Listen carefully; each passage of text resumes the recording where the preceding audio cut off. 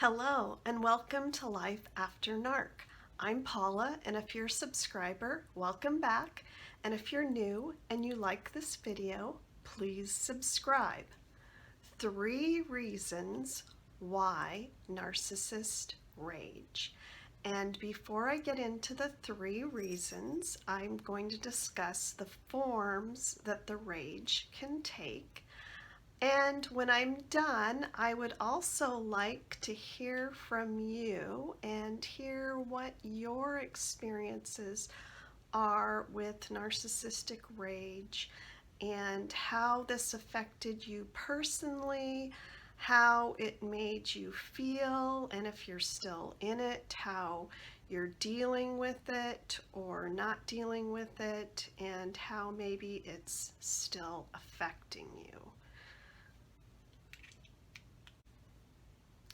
So the first form that narcissistic rage can take is what I call physical violence. And that doesn't necessarily mean just the hitting, that type of thing. It could be breaking dishes, throwing things, punching walls, breaking down doors, that kind of things, because that's very intimidating physically. Or if you're trapped in a car with them, say, and they're driving erratically and you can't get out, that is physically endangering your life. And then of course there is physical violence, hitting, punching, kicking, choking, all the way up to murder. So obviously that is a severe form of abuse. The second one and most common one, I believe, in my opinion, is the yelling, screaming, demeaning, belittling, just verbal attacks that the narcissist uses, sarcasm, putting down, that type of thing that is done quite often. And the third type, and I will consider this a type of form of rage they use, which would be the cold rage or cold fury, which would be a silent treatment, because that is still a rage and a punishment. It is just a cold rage. So now that I've covered the forms that their rage might take, now I can get into the 3 reasons why they do it. So the first one, I believe, is entitlement. They feel a sense of entitlement. They think they are better than everyone else and that they are entitled to special treatment.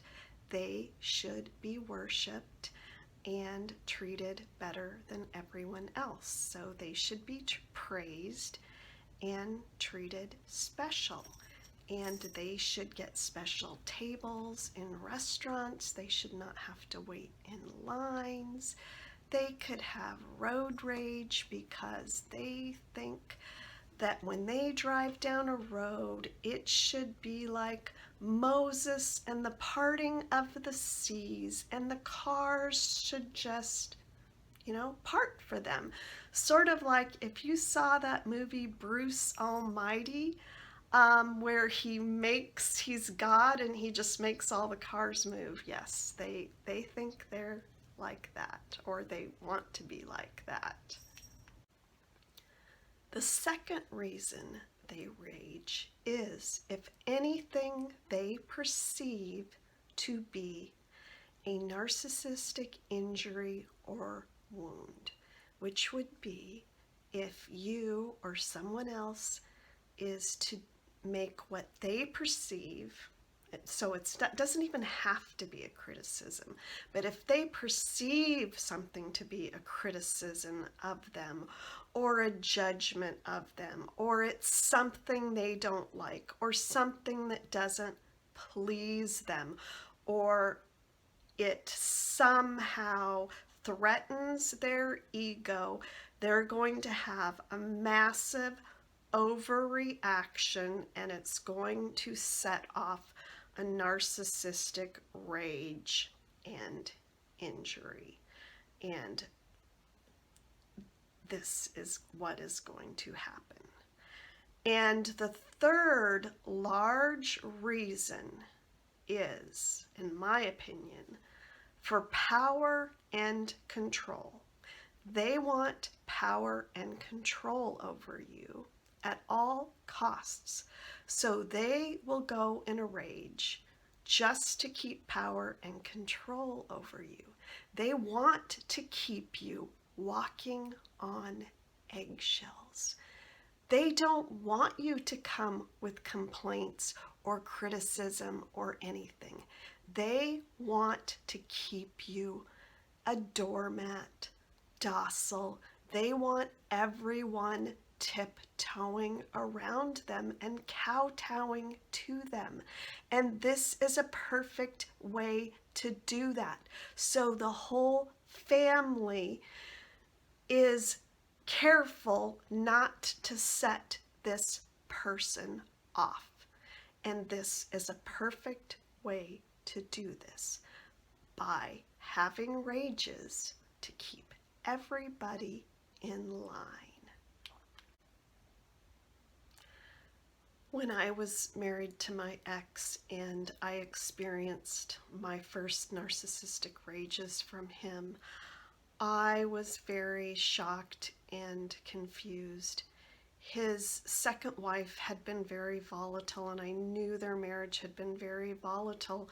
So when he first started yelling and screaming at me, I thought, and in fact, I even said to him at first, I was saying to him, I was so shocked. Her name started with a T. I kept saying, I'm not T. I'm not T. Do you think I'm T? Are you confusing me with T? I was so confused and shocked and upset by this treatment, and I couldn't understand. And I thought it was because he was traumatized by that marriage and that he was confusing me for her. And I did not understand all these accusations and yelling and screaming that was going on towards me. And so maybe the first 2 years I would try to fight back. But after about 2 years of this, he had just so worn me down that I no longer tried to fight back. I would just sit there and silently cry and close my eyes while he would just berate me for like an hour at a time, if not more. And it was really, really horrible and brutal. It was horrible. And he convinced me that I was a horrible wife and a horrible mother. And I had never felt like a horrible mother in my previous marriage. And in some ways, I felt like he made me a worse mother because I did become extremely depressed, and I hadn't been as depressed before. Luckily, towards the end of the marriage, I started getting a little smarter about it, and I'd say within 15 or 20 minutes, when I could tell he wasn't going to stop, I would tell him, okay, I'm going to leave. I can't take this. I'm not going to sit here and take this. And I would get in the car and I would drive down to the beach and just sit in the car and not come home for a couple hours because I wasn't going to just sit anymore and listen to that continued abuse. But one time I had an interesting thing. I used to take my kids every summer down to see their my kids to see their dad, and I'd stay with my girlfriend, and this was several states away, and he was yelling at me on the phone, and I held it away from my hand, my ear, and my girlfriend could hear, and I looked at my watch, and he didn't stop yelling for 25 minutes straight. And he never even listened for me to answer. I didn't say a word. I mean, he wouldn't have known if I was still on the line or anything. It was just amazing that he just went on and on and on and on, and I said nothing. And he didn't even wait for me to go, uh-huh, yeah, I hear you, nothing. And he could just go on like that. But anyway, it's very, very damaging to a person's self-esteem, and it tears you down to nothing. So if any of you are still in that situation, first of all, if you're in a situation of physical violence, you really, really need to leave because your life is in danger. But the emotional abuse is also very, very damaging to a person. I got severely, severely depressed. It is not good for you. So I still suggest you leave. It is not good for you. It is not good for your children or your family. And they're not going to get better, and they're not going to change.